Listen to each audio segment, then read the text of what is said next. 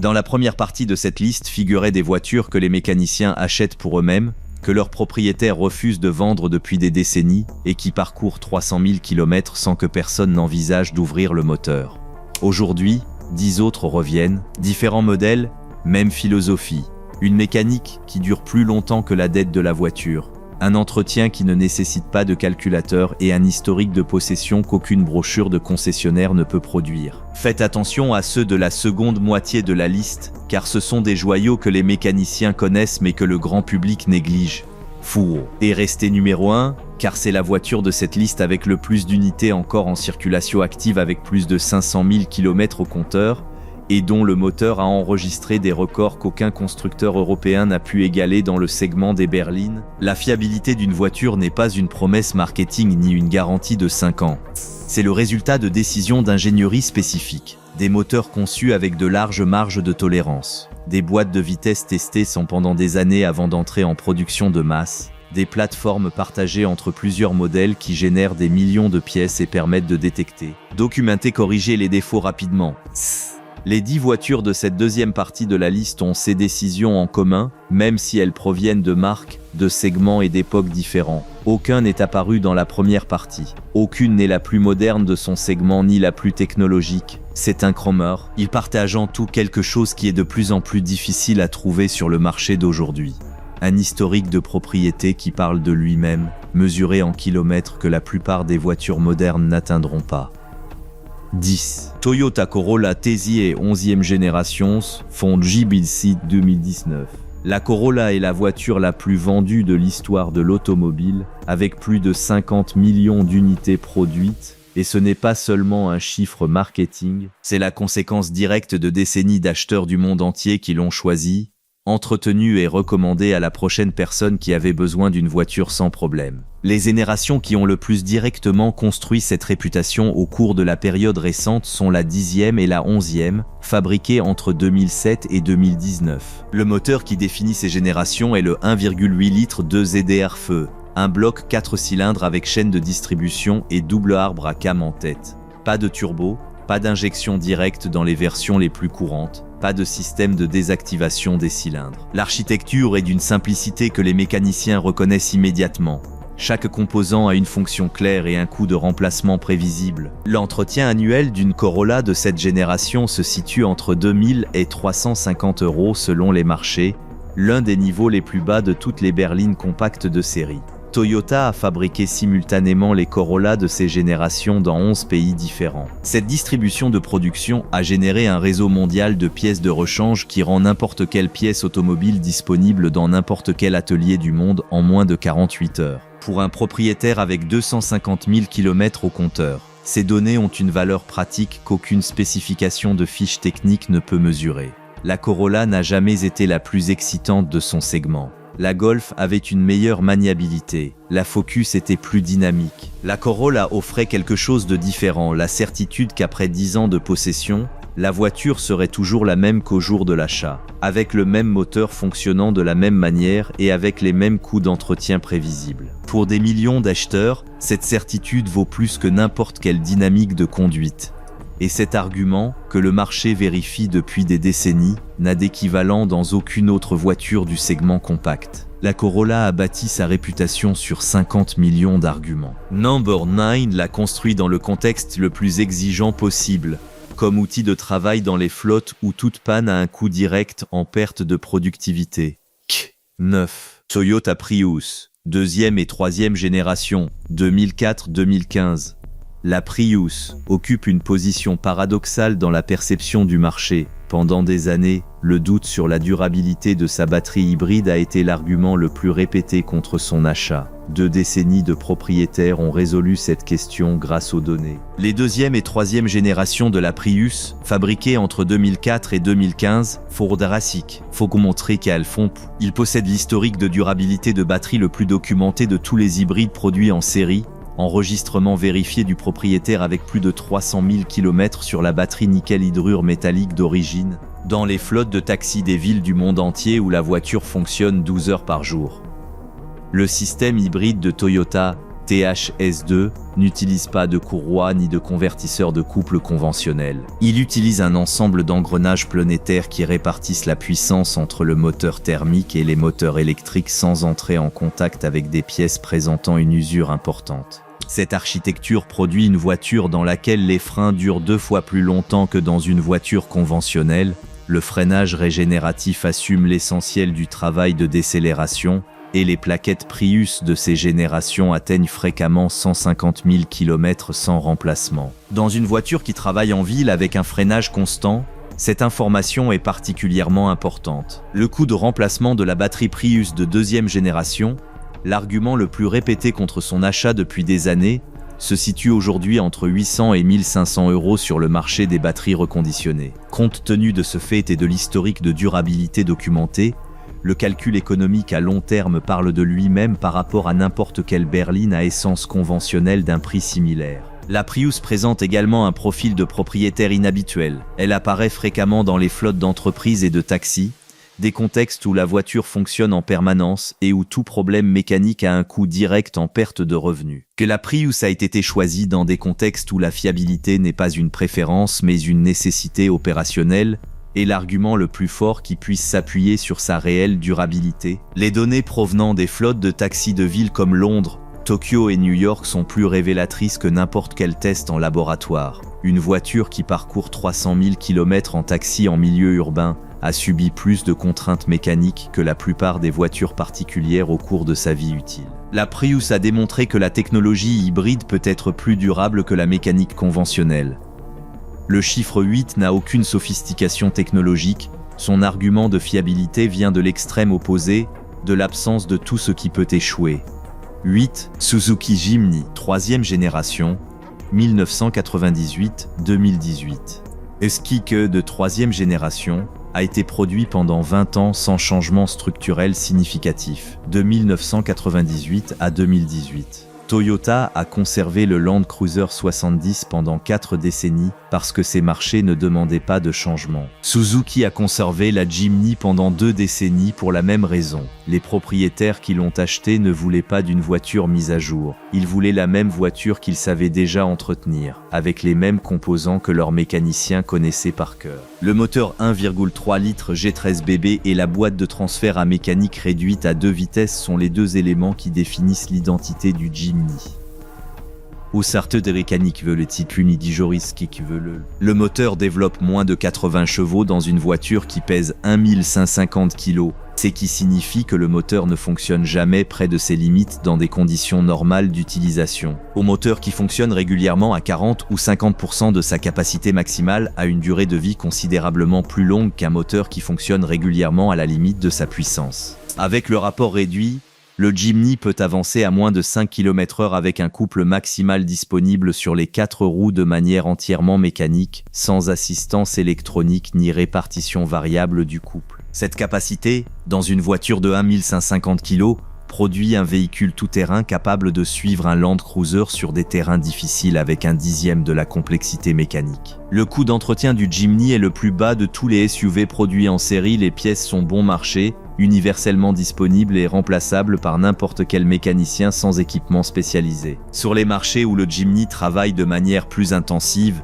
il s'agit souvent du seul SUV de série dont l'entretien complet peut être effectué avec un outil manuel de base, sans recourir à des diagnostics informatisés. Cette caractéristique, qui sur les marchés européens semble être un détail mineur, est dans ces contextes le facteur de décision d'achat le plus important de tous. Et c'est aussi la raison pour laquelle le Jimny de 3e génération, arrêté en 2018, reste le tout-terrain compact de référence pour tout mécanicien connaissant la plateforme. Le Jimny est fiable grâce à sa simplicité absolue. Moins il risque de tomber en panne, plus il peut durer longtemps. Le numéro 7 atteint la même fiabilité avec plus de complexité, mais appliqué avec une maturité technique qui le distingue clairement de ses concurrents directs. 7. Le Xysarex Rocher Cefi Frossi 2i Génération, 2004-2009.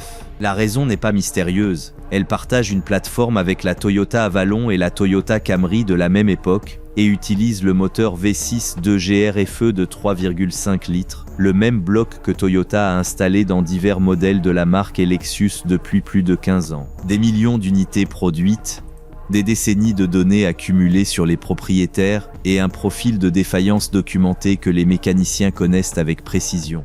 La différence entre le RX et le Highlander ne réside pas dans la mécanique, c'est à l'intérieur. Le RX de cette génération présente une qualité de matériaux et un niveau de finition qui établissait en 2004 la norme dans le segment des compacts de luxe et qui 20 ans plus tard sont encore nettement supérieurs à ceux de nombreux concurrents actuels. L'habitacle est silencieux, les sièges vieillissent bien avec une utilisation prolongée et les matériaux ne se dégradent pas comme dans les versions d'entrée de gamme des marques européennes du segment. Le coût d'entretien du Lexus RX de cette génération est comparable à celui d'une Toyota Camry de la même époque, pas à celui d'un BMW X5 ou d'un Audi Q7 équivalent en prix d'achat.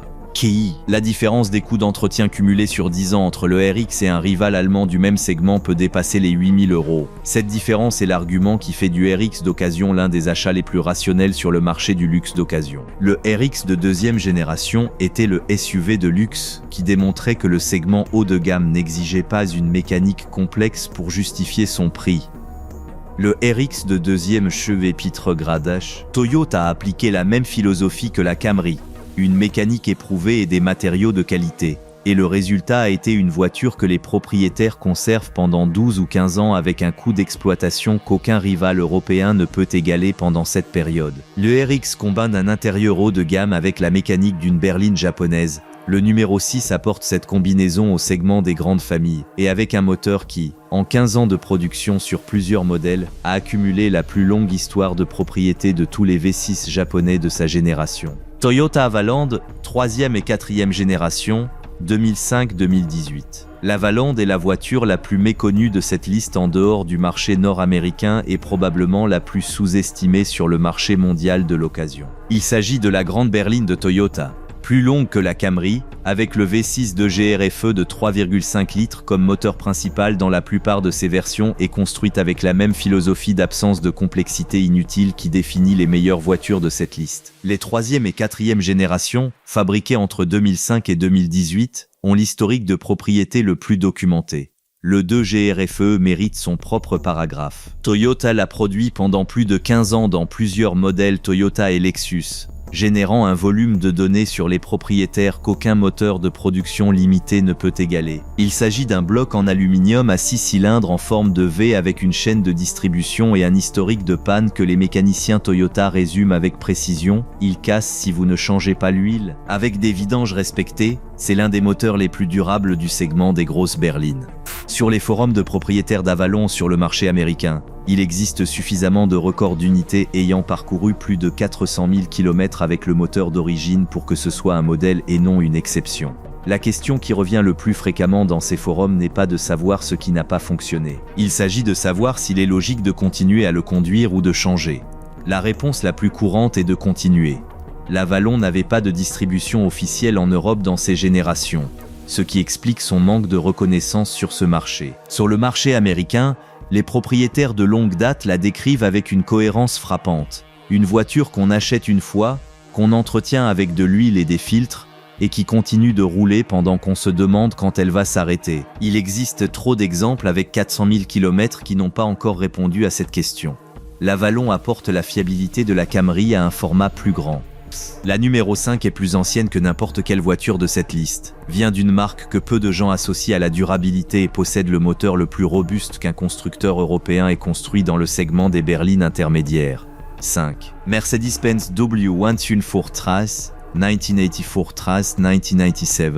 La W114 Trace est la Mercedes que les mécaniciens spécialisés de la marque citent le plus systématiquement lorsqu'on leur demande quel modèle ils achèteraient avec leur propre argent. Ni le plus moderne, ni le plus équipé, ni le plus technologique. Le W114 Trace. La raison est technique et concrète. Il s'agissait de la dernière Mercedes construite selon les normes de tolérance des composants et de surdimensionnement que la marque appliquait avant que la pression sur les marges de production ne modifie la philosophie d'ingénierie de l'entreprise dans les années 1990. Les moteurs diesel en ligne à 4 et 5 cylindres OM601 OM602 et OM603 qui équipaient le W124 sont les plus documentés en termes de longévité de tous les moteurs diesel européens produits en série. Le 5 cylindres de 2,5 litres OM602 a enregistré des records de propriétaires vérifiés avec plus de 600 000 km avec le moteur d'origine dans des pays où l'entretien de base de l'huile et des filtres était respecté. En Turquie, en Afrique du Nord et dans plusieurs pays du Moyen-Orient,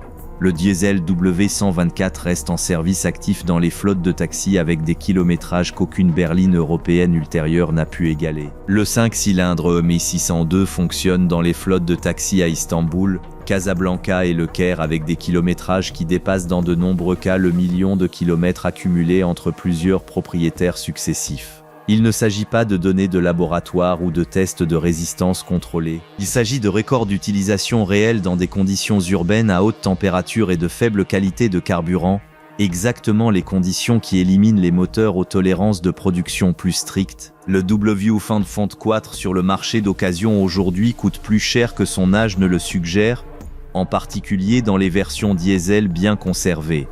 Voilà, non pas parce qu'il s'agit d'une pièce de collection au sens esthétique du terme, mais parce que le marché des acheteurs avertis à la recherche d'une fiabilité documentée est arrivé à la même conclusion que les mécaniciens soulignent depuis des décennies, pour une utilisation quotidienne de longue durée sans surprise mécanique. La W124 diesel est la berline européenne la plus économique que l'on puisse acheter aujourd'hui sur le marché de l'occasion.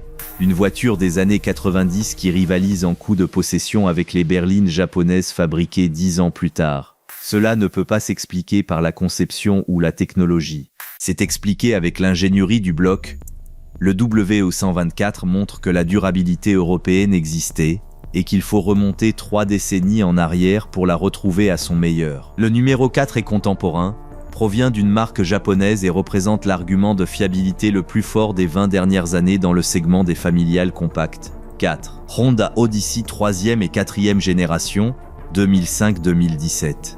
L'Odyssey est la mini-fourgonnette que les mécaniciens recommandent aux familles qui ont besoin d'espace pour 7 personnes et qui ne veulent pas de surprise mécanique. Les 3e et 4e générations, fabriquées entre 2005 et 2017, partagent le moteur Honda J35 V6 de 3,5 litres. Un bloc que la marque a utilisé pendant des années dans les pilotes Ridgeline et Acura MDX. Accumuler un historique des données des propriétaires dans des environnements à forte demande que peu de mécanismes de ce déplacement peuvent égaler.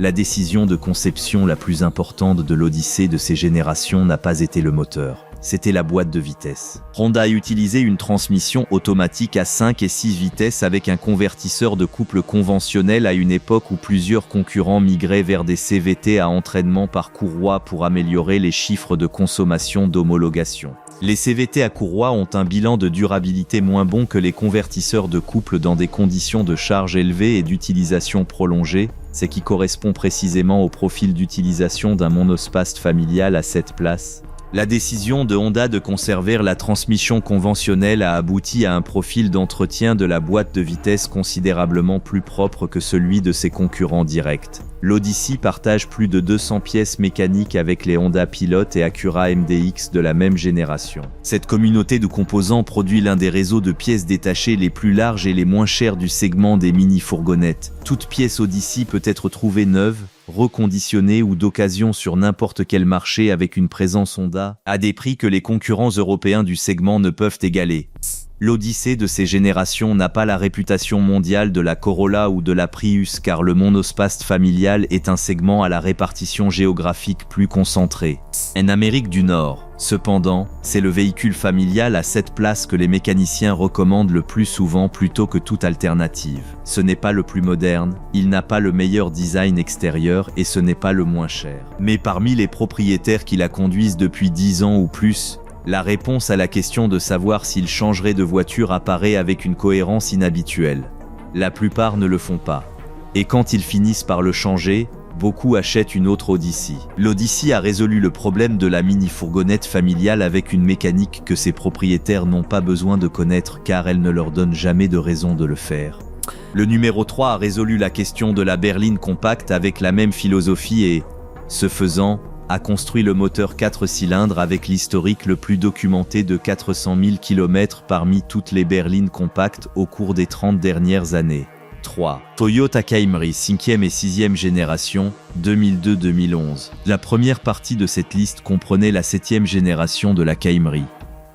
Les 5e et 6e apparaissent ici, fabriqués entre 2002 et 2011, car ils ont un argument de durabilité différente et, à certains égards, plus extrême. Le moteur 4 cylindres 2 AZ-FE de 2,4 litres qui équipait ces générations possède l'un des records de kilométrage élevé les plus documentés dans le segment des berlines intermédiaires. Les unités avec 400 000 et 500 000 km avec le moteur d'origine ne sont pas des cas exceptionnels dans les forums des propriétaires. C'est le type de résultat qui apparaît assez fréquemment pour former un modèle statistique. Le 2 AZ-FE est un moteur en aluminium avec chaîne de distribution, injection indirecte et sans désactivation des cylindres ni système de compression variable. Il n'y a rien de particulièrement frappant dans ses spécifications techniques. L'argument en faveur de sa longévité ne réside pas dans l'innovation mais dans l'exécution. Tolérance de fabrication, la qualité de l'aluminium utilisé et les marges de conception du système de lubrification produisent un moteur qui, dans des conditions d'entretien de base, a une durée de vie difficile à définir avec les données disponibles, car il existe trop d'exemples qui ne sont pas encore arrivés à son terme. Les 5e et 6e générations de Camry partagent un moteur et de nombreuses pièces mécaniques avec le Toyota RAV4 de la même époque, le Highlander de première génération et la Lexus ES des mêmes années. Cette communauté de composants génère l'un des réseaux de pièces détachées les moins chers et les plus accessibles du segment, avec des pièces disponibles sur pratiquement tous les marchés où Toyota est présent. La Camry de ces générations a reçu des critiques lors de sa production pour la même raison que la Corolla, elle n'était pas la plus excitante de son segment. L'Accord de la même époque était plus sportive, la Passat avait une meilleure finition d'habitacle, mais quand on regarde les données des propriétaires après 15 ou 20 ans d'utilisation, la Camry apparaît avec une cohérence que ses rivales ne reproduisent pas, non pas parce que c'est la meilleure voiture de sa génération, parce que c'est celui qui dure le plus longtemps avec le coût de maintenance cumulé le plus bas. Et dans l'équilibre économique réel de la propriété à long terme, cet argument l'emporte sur toute évaluation de la conduite dynamique. Les Camry de ces générations accumulent un historique de 500 000 km à une fréquence que peu de moteurs de production en série peuvent égaler. Le numéro 2 fait de même dans le segment des SUV, avec un système de transmission intégrale que les ingénieurs de flotte considèrent comme la référence du segment. 2. Toyota 4Runner 4e et 5e génération, 2003 présent.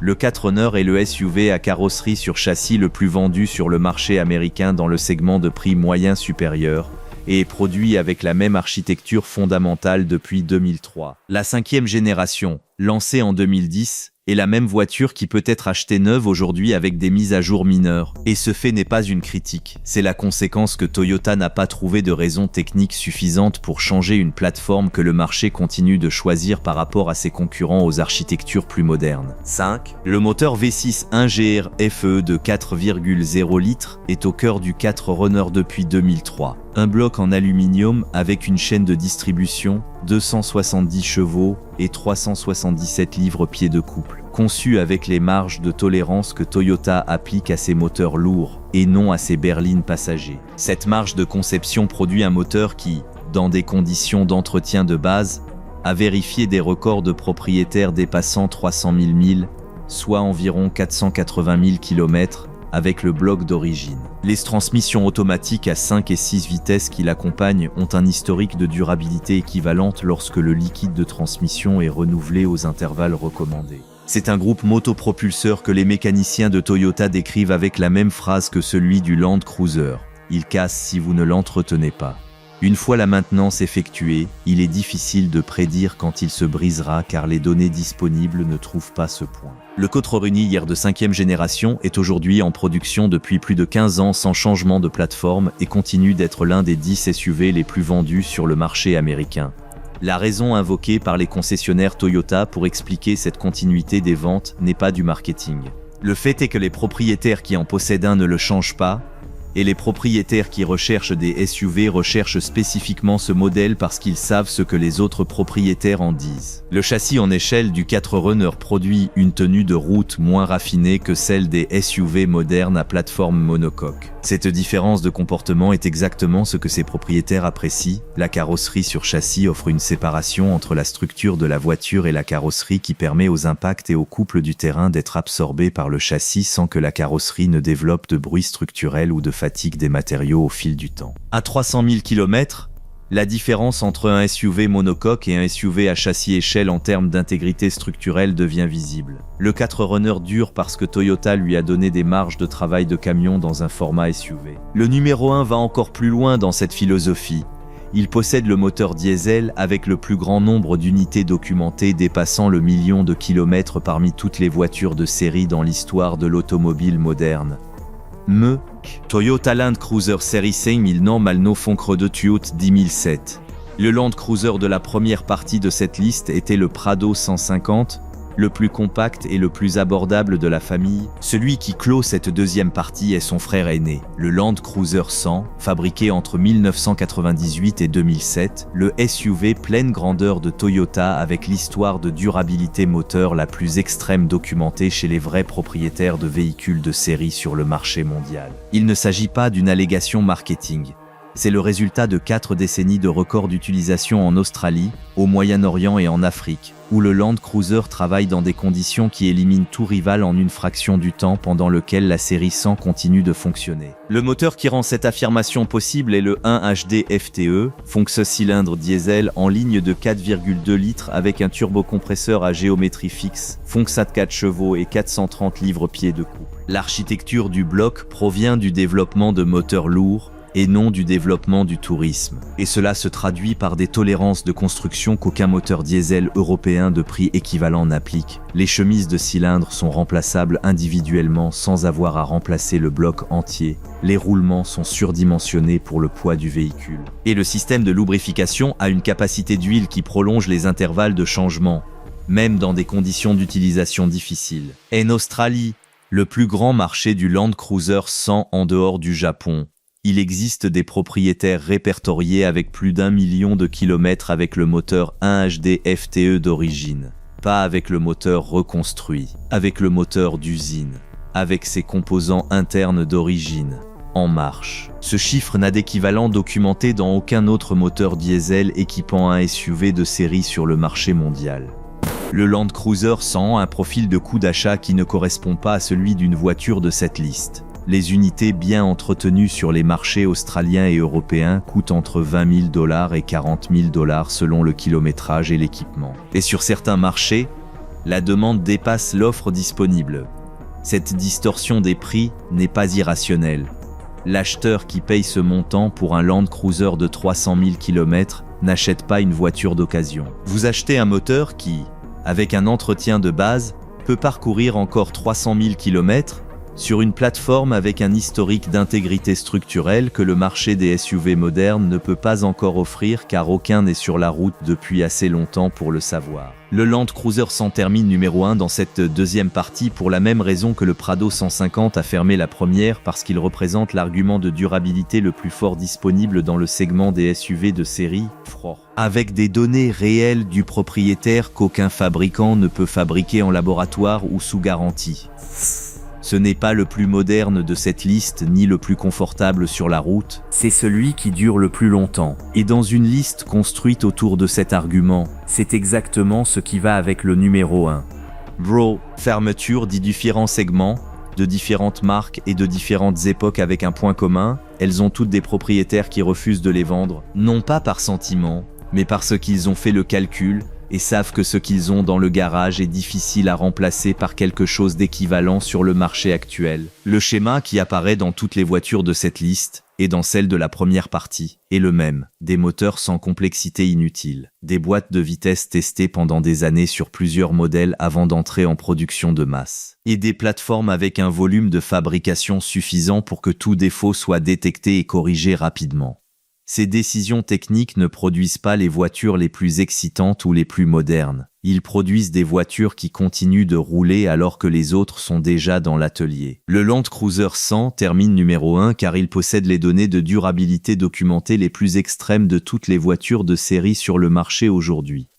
Mais la Corolla en 10e place, la Prius en 9e et la Jimny en 8e portent le même argument vers des formats plus accessibles. La philosophie est la même dans les 10. L'échelle est différente. Si vous avez l'une de ces voitures dans votre garage ou si vous envisagez d'en acheter une, dites-nous dans les commentaires combien de kilomètres a-t-elle et quelles sont ses performances. Les meilleures données de fiabilité ne proviennent pas des rapports des fabricants. La meule se octure dans l'essu. Ils proviennent de vrais propriétaires avec des années d'utilisation. Et abonnez-vous à la chaîne pour ne pas manquer le prochain épisode, car il y a des voitures qui n'ont fait partie d'aucune des deux parties et qui méritent leur propre vidéo.